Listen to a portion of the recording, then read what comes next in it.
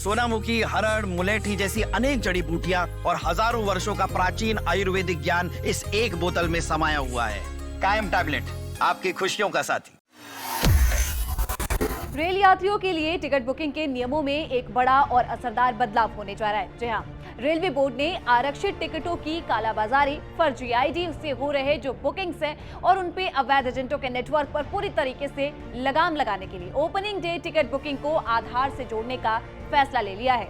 अब ट्रेन का आरक्षित टिकट अगर 60 दिन पहले यानी कि बुकिंग खुलने के पहले ही दिन लेना है तो यात्री को IRCTC अकाउंट आधार से प्रमाणित कराना अनिवार्य होगा।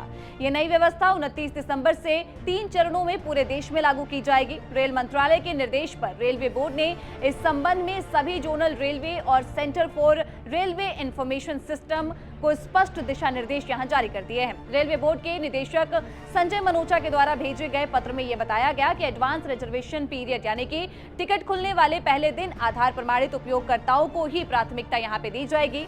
इसके बाद भारतीय रेलवे ने स्तर पर नई व्यवस्था लागू करने की तैयारियां जो है शुरू कर दी है। अब समझते हैं कि आखिर ये नई व्यवस्था है क्या।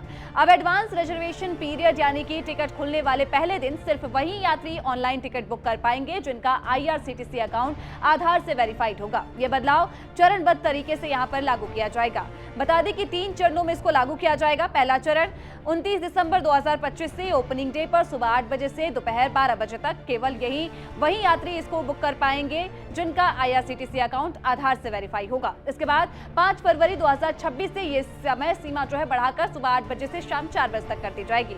तीसरे में 12 जनवरी 2026 से ओपनिंग डे पर पूरे दिन यानी कि सुबह 8 बजे से लेकर रात के 12 बजे तक सिर्फ आधार प्रमाणित उपयोगकर्ता ही ऑनलाइन आरक्षित टिकट बुक कर पाएंगे।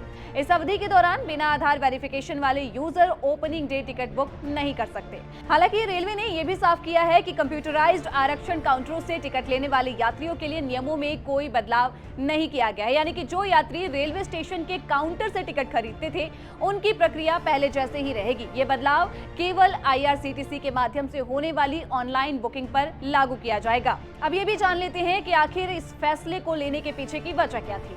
दरअसल रेलवे को लंबे समय से ये शिकायत मिल रही थी कि टिकट बुकिंग खुलते ही 1 मिनट के अंदर सभी कंफर्म टिकट गायब हो जाते हैं। जांच में ये सामने आया था कि देश भर में फैले अवैध टिकट कारोबारी कई फर्जी आईडी और सॉफ्टवेयर्स के जरिए एक साथ ही टिकट बुक कर लेते हैं और बाद में वही टिकट आम यात्रियों को ऊंचे दामों पर बेचे जाते हैं।